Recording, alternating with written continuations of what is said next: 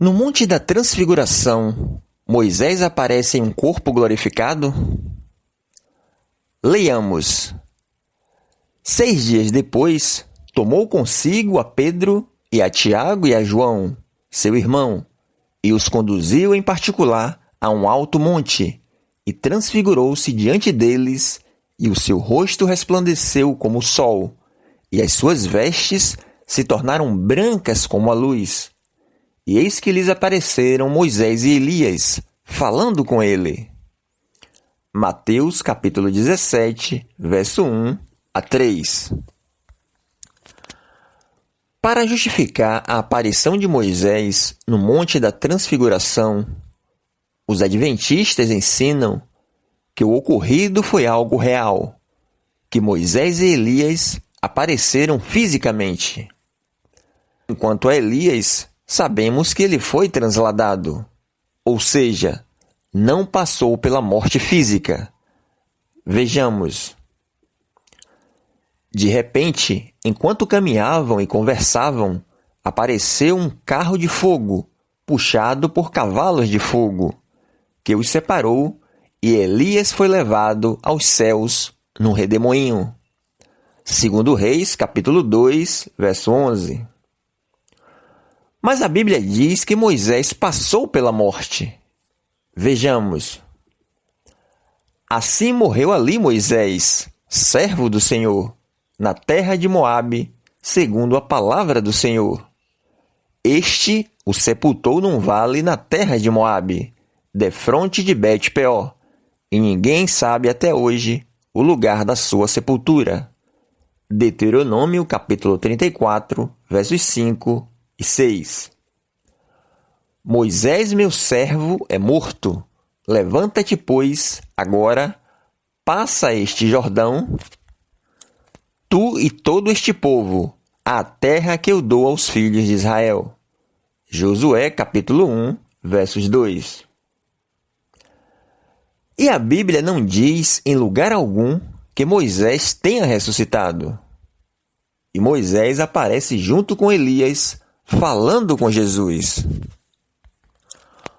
Como para o adventismo, na morte, o homem deixa de existir, eles têm que ressuscitar Moisés de qualquer jeito. O fato de Moisés ter aparecido na transfiguração, estando morto o corpo, implicaria para a doutrina adventista em desfazer toda a sua doutrina de que na morte o ser humano entra no estado de inexistência.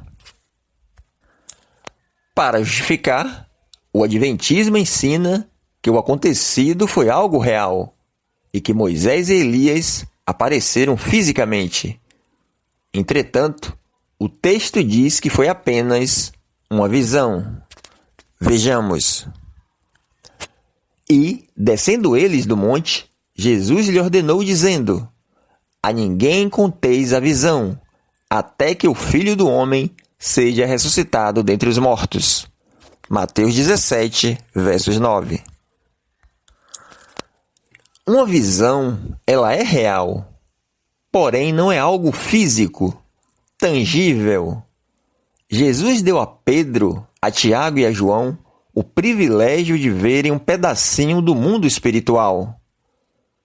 Jesus, para conversar com Moisés e Elias, teve que se transfigurar, ou seja, tomar a forma de Deus. O termo no original para visão, que aparece em Mateus 17, versos 9, é horama, e é o mesmo que aparece na visão de Paulo em Atos 16. Vejamos. E Paulo teve de noite uma visão, em que se apresentou um homem da Macedônia e lhe rogou, dizendo: Passa a Macedônia e ajuda-nos. Atos capítulo 16, versos 9. A pergunta é: esse homem da Macedônia que rogou a Paulo estava ali fisicamente? Não, porque era uma visão.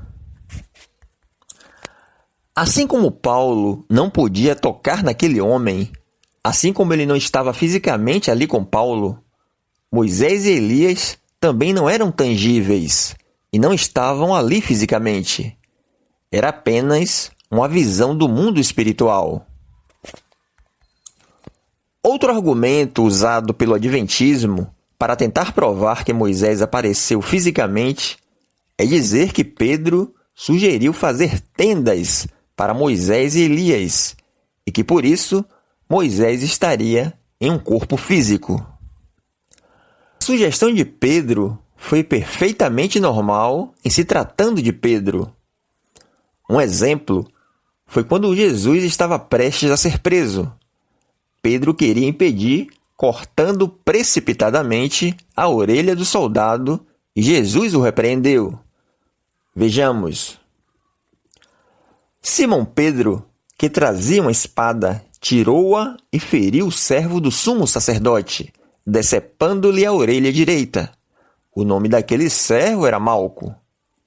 Jesus, porém, ordenou a Pedro: guarde a espada.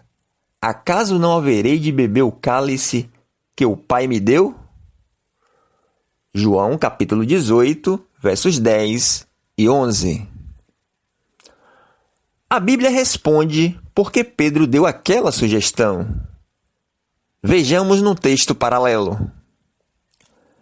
E aconteceu que, quando aqueles se apartaram dele, disse Pedro a Jesus: Mestre, bom é que nós estejamos aqui e façamos 3 tendas, uma para ti, uma para Moisés e uma para Elias, não sabendo o que dizia. Lucas capítulo 9, versos 33. Ou seja, diante daquele acontecimento extraordinário, o afoito Pedro estava assombrado e não sabia o que dizia. Falava impensadamente, sem discernimento.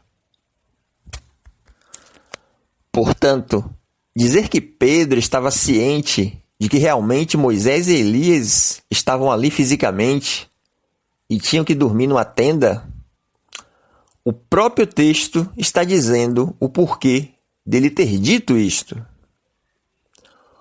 Outro argumento é que se Moisés não estava vivo fisicamente, então Jesus realizou uma sessão espírita, consultando os mortos, e que teria ele quebrado o mandamento de Deus, em Deuteronômio 18, que diz assim: Entre ti não se achará quem faça passar pelo fogo a seu filho ou a sua filha, nem adivinhador, nem prognosticador, nem agoureiro, nem feiticeiro, nem encantador, nem quem consulte a um espírito adivinhador, nem mágico, nem quem consulte os mortos. Deuteronômio capítulo 18, versos 10 e 11.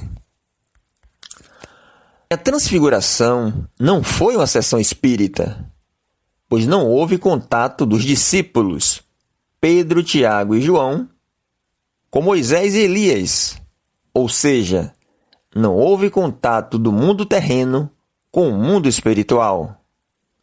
A transfiguração foi de Cristo e não de Pedro, Tiago e João. Em João capítulo 11, versos 43, está escrito: E, tendo dito isto, clamou em alta voz: Lázaro, vem para fora. Esse texto refere-se à ressurreição de Lázaro. Sabemos que Lázaro estava morto há 4 dias. Quando Jesus clama a Lázaro do mundo dos mortos e o ressuscita-o, Jesus estava contra a sua palavra? Porque estava invocando a um morto? Claro que não. Assim como na transfiguração, quando estava conversando com Moisés e Elias, Jesus estava mostrando que ele, como Deus, é Senhor dos vivos e dos mortos. Que ele, como Deus, não está limitado a dimensões. O fato de Jesus, Deus, ter contato com o mundo dos mortos não faz dele um violador de sua própria palavra. Porque para ele todos vivem. Vejamos. Ora, Deus não é Deus de mortos, mas de vivos, porque para ele vivem todos. Lucas capítulo 20, versos 38.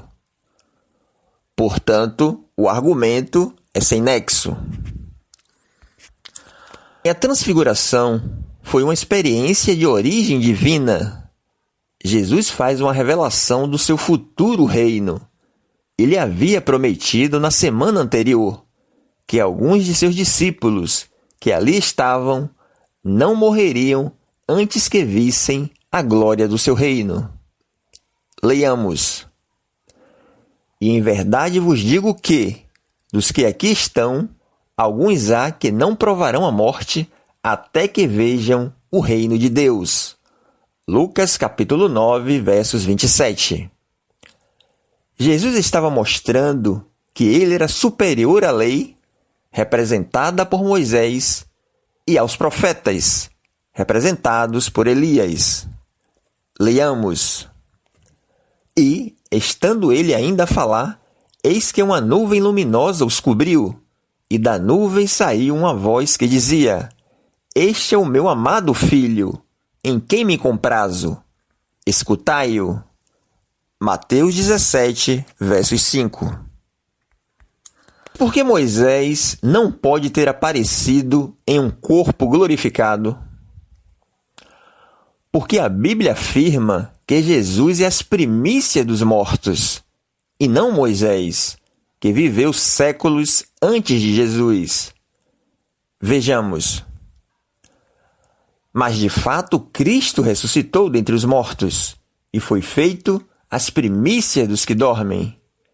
Mas cada um por sua ordem. Cristo as primícias, depois os que são de Cristo na sua vinda.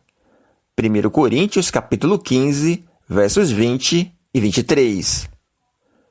Isto é, que o Cristo devia padecer, e sendo o primeiro da ressurreição dentre os mortos, devia anunciar a luz a este povo e aos gentios. Atos capítulo 26, versos 23. Para negar essas duas passagens, os adventistas tentam argumentar que Jesus é as primícias e o primeiro apenas em importância, e não em ordem cronológica. Porém, a palavra ordem, tagma, no original grego, apesar de poder ter o sentido de importância, no contexto de 1 Coríntios 15, significa sequenciar, enfileirar, primeiro de uma série. E em Atos capítulo 26, versos 23, a palavra primeiro, protos, no original grego, significa primeiro, numa série envolvendo tempo e espaço. Portanto, não há como argumentar. Foi Jesus o primeiro a ressuscitar para nunca mais morrer, e não Moisés. O corpo de Moisés ainda ressuscitará na vinda de Cristo. A aparição de Moisés no Monte da Transfiguração, de forma alguma, pode ter sido em um corpo glorificado. E se não foi em um corpo ressurreto, contraria fortemente a doutrina adventista, de que na morte a alma está em um estado de inexistência.